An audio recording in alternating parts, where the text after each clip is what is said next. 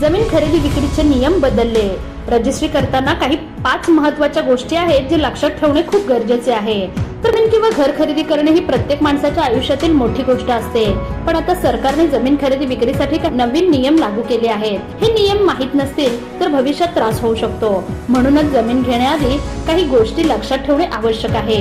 पहिली गोष्ट म्हणजे लहान भूखंडाची खरेदी विक्री आता वैध आहे। महाराष्ट्रात मोठा बदल झाला आहे। महाराष्ट्र सरकारने तुकडेबंदी कायद्यात बदल केला आहे, त्यामुळे आता 1 ते 2 गुंठ्यांच्या लहान जमिनींचीही कायदेशीर खरेदी विक्री करता येणार आहे। पारदर्शक व्यवहार, यामुळे लहान भूखंडांचे व्यवहार आता अधिक पारदर्शक आणि सुरक्षित होतील।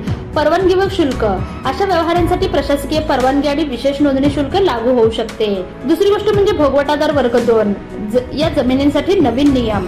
पूर्वी वर्ग 2 म्हणजे ऑक्युपंट क्लास 2 जमिनी विकण्यासाठी सरकारची परवानगी आवश्यक होती। आता या नियमांमध्ये बदल करण्यात आले आहे। एसडीओ ची परवानगी आवश्यक असेल। वर्ग 2 जमिनी विकताना प्रांत अधिकारी एसडीओ यांची परवानगी घेणे बंधनकारक आहे। वर्ग 1 मध्ये रूपांतरण करणे गरजेचे आहे। काही प्रकरणात वर्ग 2 जमीन वर्ग 1 मध्ये रूपांतरित करता येईल। वर्ग 1 जमीन म्हणजे पूर्ण मालकीची जमीन, ज्यासाठी परवानगी लागत नाही, यामुळे शेतकऱ्यांना मोठा फायदा होऊ शकतो। तिसरी गोष्ट म्हणजे रजिस्ट्रीसाठी आवश्यक कागदपत्रे तपासा। जमीन खरेदीपूर्वी काही महत्त्वाचे कागदपत्र तपासणे खूप महत्त्वाचे आहे। 7/12 उतारा आणि 8 उतारा, जमिनीचा प्रकार, मालकी, फेरफार इत्यादी तपासा। बोजा प्रमाणपत्र, जमिनीवर कोणतेही कर्ज किंवा कायदेशीर अडचण नाही याची खात्री करून घ्या।